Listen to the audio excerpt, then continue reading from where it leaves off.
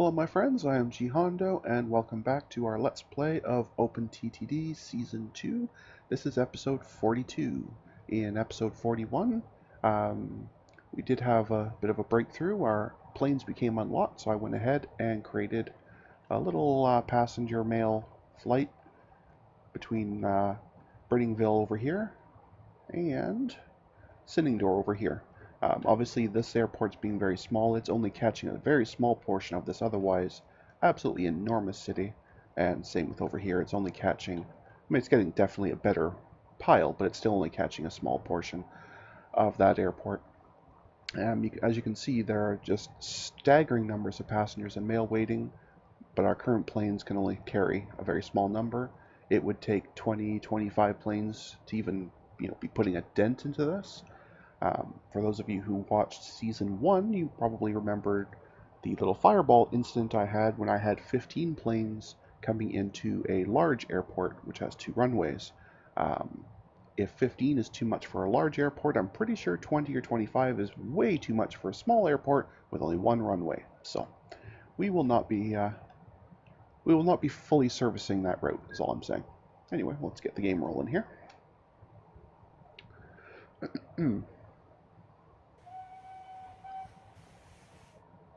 So what I'm doing at this point is I've got stuff for pretty much every class of vehicle going.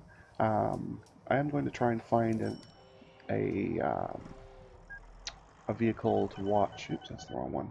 For road vehicles for us, just so we truly have one of absolutely everything. What kind would we like? Let's take one of these. There we go.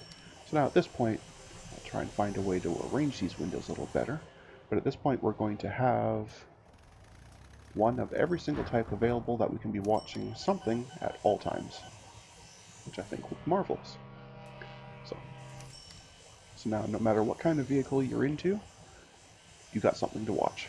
So I think that will work out smashingly. In the meantime, I'm keeping an eye on the missions here to see what requires some attention. But otherwise, this episode we're probably just going to be chilling for the most part. Not a whole lot going on. And that's okay. Because calm is good.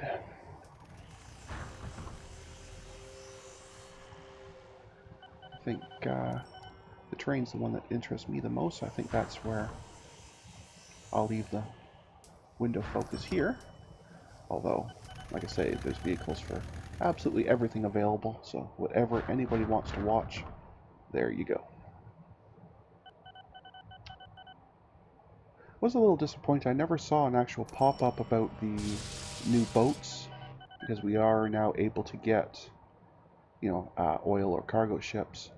And I also didn't get a pop-up or any message when this first plane became available, which is still, of course, the only one, but the only reason we even have a plane is just I got lucky and I happened to notice that this button had re-enabled, so I think after this episode, in between sessions, I'm going to go through and just make sure there's no upgrade paths or any new vehicles we should be worrying about. But I'll do that off camera because that gets a bit tedious, especially with the road vehicles, because that came up so many times in the early 1920s. So I remember there was one episode where we got 3 separate vehicles about 3 months apart. So I felt like I spent pretty much the whole episode just jumping into the replace window screen, or replace vehicles window. That makes more sense. Wow. I English Wellses. Anyway. Yeah, I think at this point it's safe to say the game has actually really started. And I'm calling the first, century and a quarter a warm-up, So, really nothing happening, just some building some roads and putting some horse traffic on it. And that's about it. But now that we actually have proper vehicles of every class, in my mind, the game has just started. So, I guess, welcome to this Season 2. We have a profit warning. Let's go and see what's happening there. Oh, maybe that's just is that a really long route? Yeah, it is. I remember that one now because it has to go in between Great Avondale or Avonburg or whatever it's called. There's basically 3 cities that this thing has to go through, and it's got to go to the outside too. So that's fine. It just must not have arrived well enough by time, so that's okay.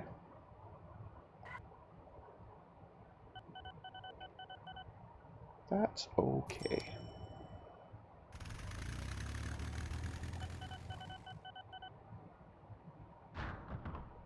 And I'm just keeping an eye on the ticker here for any messages that show something that we've got here. Is Bead Grove... Is that what that one was? Oh, that's Beadfield, never mind. I thought I had one there, but not quite. It's difficult because by the time it says the name of the city and I look up here and buzz through the list, by the time I look back down to verify it, it's already way over here. So it's very easy for me to mix them up or miss them. I mean, it's not the end of the world if I miss one anyway, but if something does open up that would accelerate one of these, then it would be good to get it. For example, if there was a new farm somewhere near Great Lewis Head, that would be fantastic. The problem being, though, it could put one kind of near it, but technically closer to another city, and I wouldn't recognize the name, so I wouldn't necessarily see it unless I pop up every single, farm pop up and just see if it maybe happens to be nearby. Oh, that's fantastic. It'd be good if that one was nearby, but it is definitely not. So, anyway, let's go over to our water here and see how we're doing here. Wow. Okay, it's time to clone some more boats. How are we doing on this side? Still terribly. Okay. I think the problem is the main city's just a little bit too far back, so we're really only catching these first couple houses.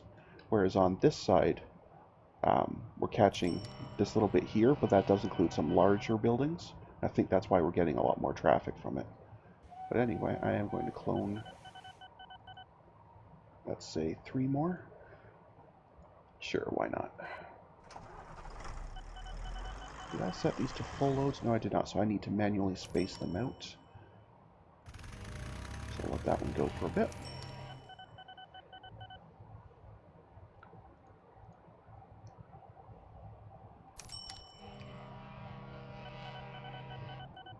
And I guess I don't need to space them out too much. There's enough passenger traffic here. It's more from this side so that at least it'll have a couple passengers coming back. It won't be a lot, but at least there'll be a little bit. But on this side, there's just so many passengers, it really isn't a big deal about how much I space them out. That's crazy. Considering how little of the actual city I do have, that actually is an impressive amount of passengers. But anyway, it does mean that we're going to buzz through this a whole even faster now that we'll have basically 500 passengers per full round trip of all the vehicles instead of the 200 we were at, so I expect that passenger mission to vanish pretty quickly.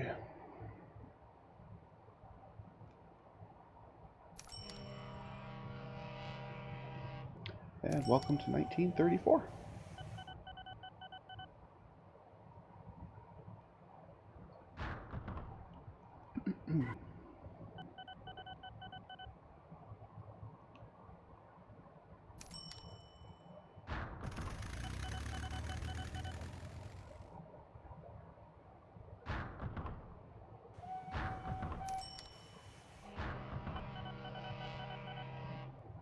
Yeah, I expect this one will be, even though this one's way further ahead, it's going very slowly. This one should definitely be the next one to finish because it's going much, much faster than this one.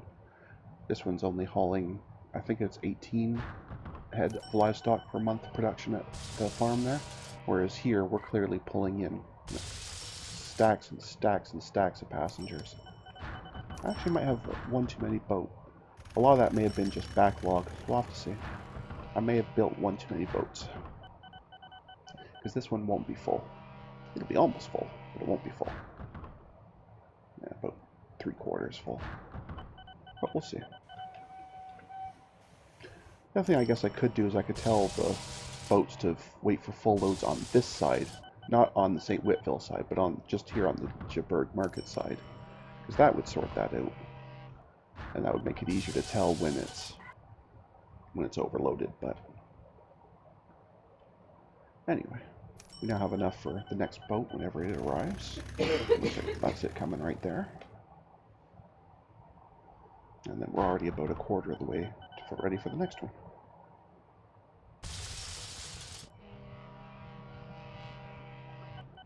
So, I think we'll be okay. It's not terribly critical to get rid of an extra boat anyway. It's not like we're hurting for the money. And if anything, these cities are just going to keep slowly growing anyway, so there will be more and more passenger traffic in the future anyway. If we ever get a new class of boat, well, having two boats back to back may not be so good. But if we ever get a class of boat where, you know, they can hold more than 100 passengers, then I could trim down to maybe just 3 of them or something. But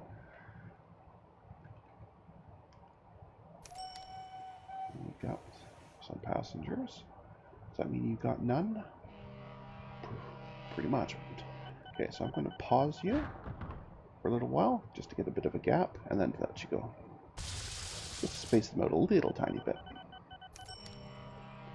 But again, it's not what I would call critical, it's more just for convenience for the passengers here. Yes, I know I'm worrying about inanimate things that, you know, fake people in a video game, but these things happen. You get kind of used to worrying about stuff like this, and you start thinking of these people, you know, these little pixels as actual people, so. At least I do. Maybe not everyone does that, but I certainly do.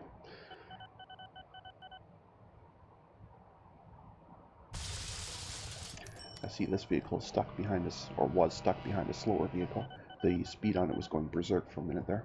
Yeah, it was stuck behind that horse team there.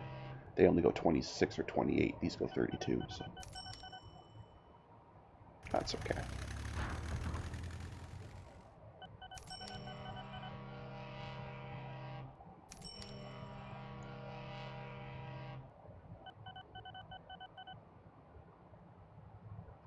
The other thing I suppose I could do, and I'm not sure it's worthwhile, but because I could create a different class of station and then just adjoin it with the control click, I theoretically could put a really small, like say a road or train, probably a road station, closer to the center and just make it a part of this.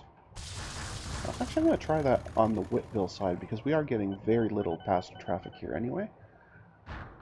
I just want to see if I say a passenger bus station here where there's a lot more coverage, but do the control click. Oh, I didn't actually put the right one. Let's do an on the road one. Doing the control click to adjoin it here. I think, if my theory is right, that we should start seeing a lot more passengers here. Yes, we are, because now we officially have more coverage. So that's actually something I could do for these planes if I wanted to, but we're already getting a lot of passengers anyway. Oh, we have a improved train. Excellent. So like I said, between episodes I'm going to go through and I'm going to do the updates for all the vehicles, and I can guarantee you that this will be one that gets updated. The little steam engines we have now will be updated to those for sure. But my experiment has worked, so I'm going to do the same thing at the Joburg side. It's less necessary, but it's certainly worth doing. So I'll just do, say, maybe here. Join that to there. So now, basically, people can get on the bus here, even though it doesn't go anywhere. Theoretically, they would bus to here, and then could immediately get on a shuttle there. Why did I close that window? I don't know. Anyway. So this should start rocketing up very, very quickly. Well, once there's not a boat there stealing them all instantly, but this should start going up much faster.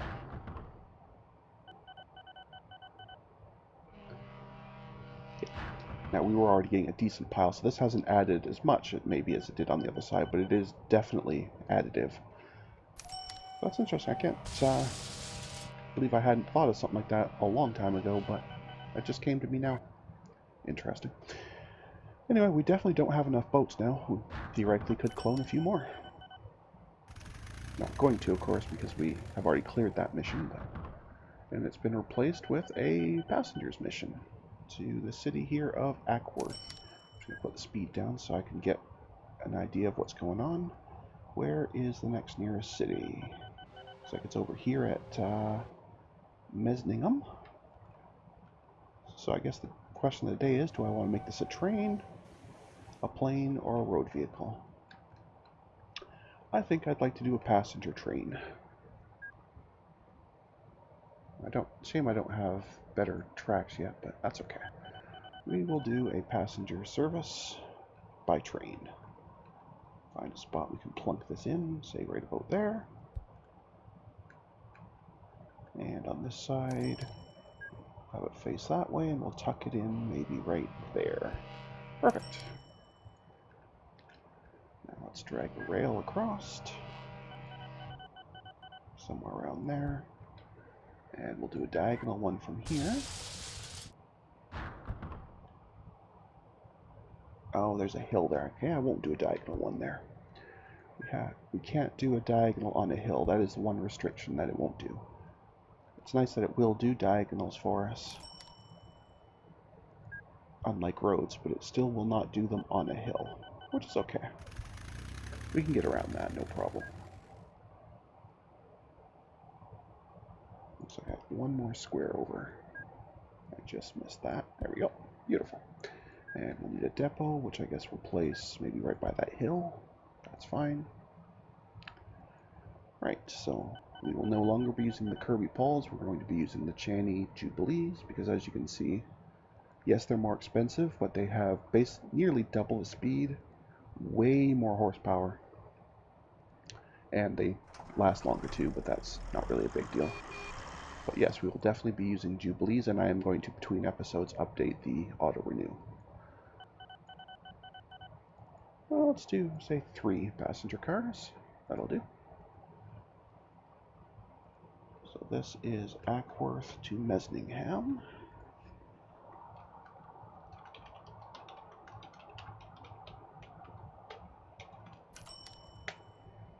Excellent.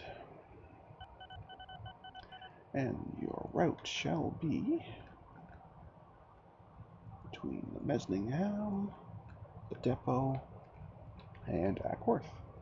There's no real need to full load either side, so I'm not going to. But bless. Come on. Really did click on you, thank you. There we go. See the new Jubilee in action. So even coming out around a corner and up this hill, it still powers its way through pretty easily. So you can tell it's a much, much more powerful train, which is good. So first we'll come in here and we'll activate this station, so there won't be any passengers on the first trip as usual, but that's okay. As you can see, the acceleration's pretty decent. And the fact that its top speed is basically double is also good.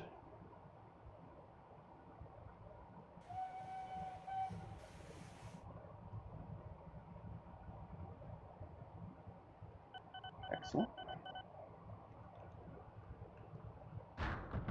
Does seem to give off a lot more steam than this one does, but that's just a visual thing. It doesn't actually have any environmental impact, don't worry. There we go, so that one's now active. So we'll start to see passengers showing up there shortly. In the meantime, on this side, we should have a few. Yeah, we won't have a lot yet because it's just barely open. This is such a short road. It's a little short to be using a rail, to be honest. I really could have just used a road or streetcar, but I really do like trains, so they always take priority in my mind. Besides, we had 120 years of road only, so I think we're okay to extend our ranges a little bit. Anyway.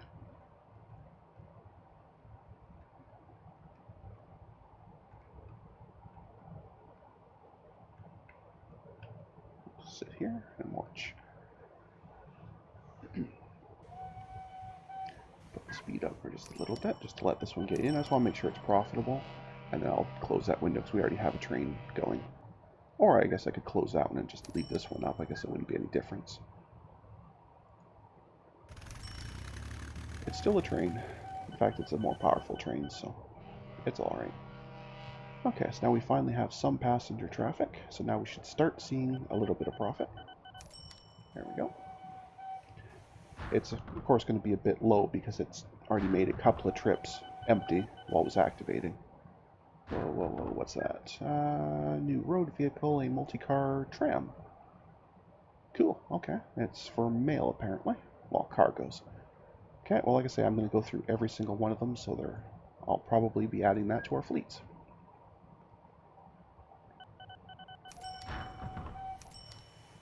Okay.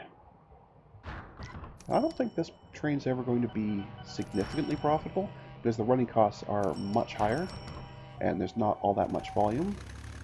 But what I am going to do is I'm going to do that same little cheating thing where I add an extra bit of coverage to artificially inflate the amount of passengers that are available. And that, I think... There must be something on the road there that I can't see. Alright, let's try here. There we go. There we go. So that has artificially increased the size of both of these stations, and thus, after a little bit for it to catch up, we should start to see far more passengers going back and forth every time. In a way, I guess that's sort of cheating, but sort of not really, because in all reality, it's making it better for the passengers of the city anyway, so they really shouldn't be upset. But anyway, I'm just noticing that we've actually gone a little bit over on time, so at this point, I'm going to call that an episode. So until next time, folks, stay calm, and I hope you'll come and chill with me again in the next video. Thanks for watching. Bye now.